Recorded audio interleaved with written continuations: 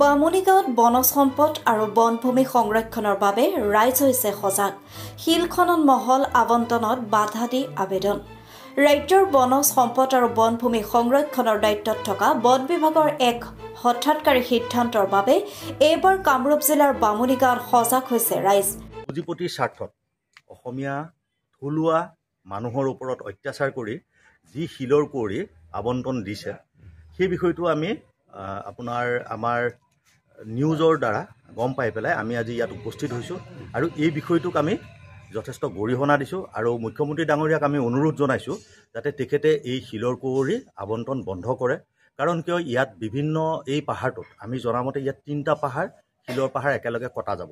5 বছৰৰ কাৰণে লিজত লৈছে। 5 বছৰতে 3টা পাহাৰ সম্পূৰ্ণৰূপে শেষ হৈ যাব। ইয়াত বিভিন্ন ধৰণৰ বাঘ, হাতীৰ পৰা ধৰি লৈ জীৱ জন্তু আছে। সেইখিনি আমাৰ সেই জীৱ জন্তুৰ ওপৰতো এটা প্ৰভাৱ পেলাব। আমাৰ স্থানীয় যিসকল থলুৱা খেতি বাতি কৰি খোৱা জনসাধাৰণ আছে তেওঁলোকৰো সেই খেতিটো তেওঁলোকৰ প্ৰভাৱ পেলাব, স্বাস্থ্যত প্ৰভাৱ পেলাব। আৰু এই কুঁৱৰীটো ৰাষ্ট্ৰীয় ঘাইপথৰ পৰা মাত্ৰ 400 মিটাৰমান দূৰত্বত এই কুঁৱৰীটো তেওঁলোকে বনাবৰ বাবে আয়োজন কৰিছে। যদি মাত্ৰ 400 মিটাৰত এই কুঁৱৰীটো বনায়, তাত যেতিয়া ব্লাষ্টিং হ'ব, সেই ব্লাষ্টিঙে অন্য ৰাস্তাইদি গৈ থকা হয়তো মানুহৰ ওপৰতো বিভিন্ন ধৰণৰ যাত্ৰীসকলৰ ওপৰতো প্ৰভাৱ পেলাব। গতিকে এই সকলো কথা লক্ষ্য কৰি হেমন্ত বিশ্ব শৰ্মা ডাঙৰীয়াই এই বিষয়টোত যাতে গুৰুত্ব সহকাৰে লয় আৰু তেখেতে যাতে এই আবণ্টন বন্ধ কৰে। নহ'লে আমি এই স্থানীয় ৰাইজৰ লগত লাগি আম আদমি পাৰ্টিৰ ফালৰ পৰাও আমি ইয়াত বৃহৎ আমি প্ৰতিবাদী কাৰ্যসূচী কৰিবৰ কাৰণে আমি বাধ্য হ'ম। আপোনালোকৰ কি সমস্যা হ'ব?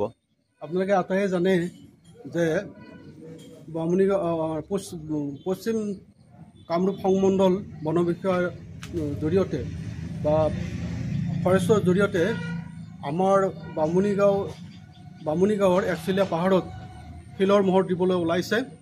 আমি বিশেষ সূত্ৰে গম পাইছোঁ।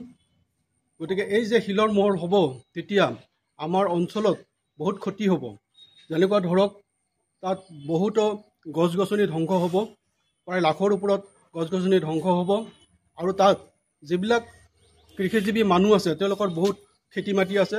এই বিস্তীৰ্ণ খেতি মাটিত তেওঁলোকৰ শিল বালি মানে বৰষুণৰ পানীত বোকা মাটি, ৰঙা মাটি এইবিলাক ভাহি গৈ বিস্তীৰ্ণ খেতি অঞ্চল খেতি পথাৰ ধ্বংস কৰিব, জীৱ জন্তু ধ্বংস হ'ব। আৰু সাধাৰণ মানুহে খৰি সংগ্ৰহ কৰি জীৱিকা নিৰ্বাহ কৰা সেইবিলাক মানুহৰ কাৰণেও বহুত অসুবিধা হ'ব। যিহেতু গছবিলাক ধ্বংস হৈ যাব, এইটো বহুত ক্ষতি হ'ব। সেয়েহে আমি ৰাইজৰ বৃহত্তৰ স্বাৰ্থৰ প্ৰতি লক্ষ্য ৰাখি ইয়াৰ প্ৰতিবাদ কৰিবলৈ ওলাইছোঁ। আমি কোনোপধ্যে এই অঞ্চলবাসী ৰাইজে বামুণীগাঁৱত আমাৰ একচিলীয়া পাহাৰত মানে শিলৰ কৰি হ'ব দিয়া নহ'ব। আমাৰ পশ্চিম কামৰূপ বন সংমণ্ডলৰ অন্তৰ্গত মিলমিলীয়া বামুণীগাঁও একচিলীয়া পাহাৰ, সেই একচিলীয়া পাহাৰত শিলৰ কুঁৱৰী চৰকাৰে দিয়াৰ কাৰণে এটা মানে আমি শুনিছোঁ যে ফৰেষ্ট ডিপাৰ্টমেণ্টত আবণ্টন কৰিছে বুলি। সেই সংক্ৰান্তত আমি যোৱা 16 তাৰিখে এটা প্ৰতিবাদী কাৰ্যসূচী ৰাখিছিলোঁ। সেই প্ৰতিবাদী কাৰ্যসূচীৰ জৰিয়তে আমি বামুণীগাঁও ডিউপি অফিচত এখন স্মাৰক পত্ৰ দিয়া হৈছে আৰু আমিনগাঁও ডিচি অফিচত আমি স্মাৰক পত্ৰ দিয়া হৈছিল। শিলৰ কুঁৱৰীটো হ'লে আপোনালোকৰ কি সমস্যা হ'ব? শিলৰ কুঁৱৰী হ'লে যেনে আমাৰ অঞ্চলবাসী ৰাইজৰ বহু ক্ষতি হ'ব। আৰু ওচৰত খেতিপথাৰ আছে আৰু গছ গছনি বহুত ধ্বংস হ'ব। তেওঁলোকে কৈছে যে 500 জোপা গছ কাটা যাব, কিন্তু আমি চাইছোঁ যে 500 জোপা নহয়, তাতে লাখৰ ওপৰত যাব। সেয়েহে আমাৰ অঞ্চলবাসী ৰাইজে কেতিয়াও এই কুঁৱৰীটো হ'ব নিদিওঁ। ব্লাষ্টিং হ'লেও ক্ষতি হ'ব। ব্লাষ্টিং হ'লে বহুত ক্ষতি হ'ব, কাৰণ গতিকে 17 ৰাষ্ট্ৰীয় ঘাইপথৰ ওচৰত লাগি থকা পাহাৰ হয় সেইখনৰ পৰা কিমান ক্ষতি হ'ব আমি সাধাৰণ জনতাইহে বুজি পাইছোঁ। কিন্তু যিসকল ব্যৱসায়ে বিজনেছমেনে এই কামটো ল'ব বিচাৰিছে তেওঁলোকে আমাৰ জনসাধাৰণৰ কথাটো বুজি পোৱা নাই। সেয়েহে তেওঁলোকক আমি অনুৰোধ জনাইছোঁ যে আপোনালোকে এই কামটো নকৰি যাতে আপোনালোকে আমাৰ জনসাধাৰণৰ চিন্তা কৰি আপোনালোকে এই কামৰ পৰা আঁতৰি থাকে। অনাগত দিনত আমি এই কামটোত যদি তেওঁলোকে বাৰে বাৰে আমাৰ গাঁৱত সোমাই সাধাৰণ মানুহক যদি মিছা মিছি কথা কৈ কাম দিম বা পইচা দিম বুলি যদি প্ৰলোভন দি থাকে, তেনেহ'লে আমি অনাগত বৃহত্তৰ ব্যৱস্থা ল'বৰ কাৰণে আমি সাজু হৈ আছোঁ। আমি অঞ্চলবাসী ৰাইজে একত্ৰিত হৈ আজি ডিফু অফিচত আৰু DC অফিচলৈ আমি স্মাৰকপত্ৰ দিছিলোঁ।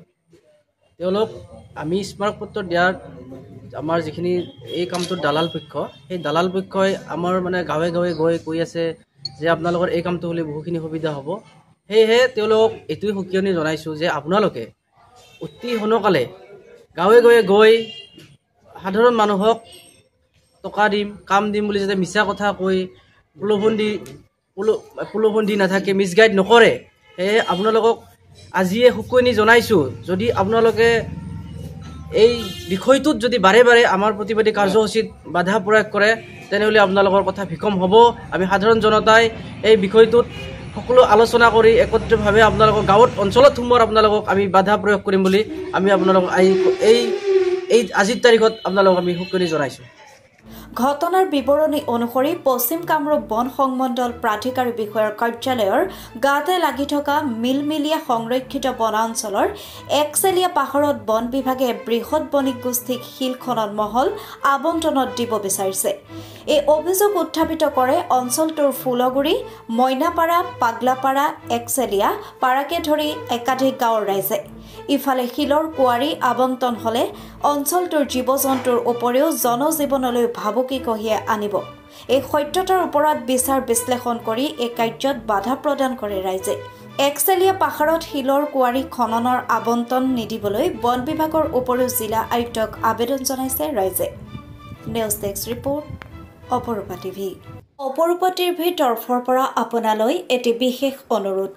যদি আপুনি অপৰূপা টিভি চেনেলটো ফেচবুক, ইউটিউব আৰু ইনষ্টাগ্ৰামত সদায় চাব বিচাৰে তেন্তে আপুনি আজিয়ে এতিয়া চেনেলটো ফলোইং, ছাবস্ক্ৰাইব আৰু লাইক কৰি ওচৰতে থকা বেল আইকনটো বজাই দিয়ক আৰু অপৰূপা টিভিক সদায় উপভোগ কৰক। আপোনালোকৰ মৰম আৰু আশীৰ্বাদে অপৰূপা টিভিক আগুৱাই যোৱাত যথেষ্ট সহায় কৰিব।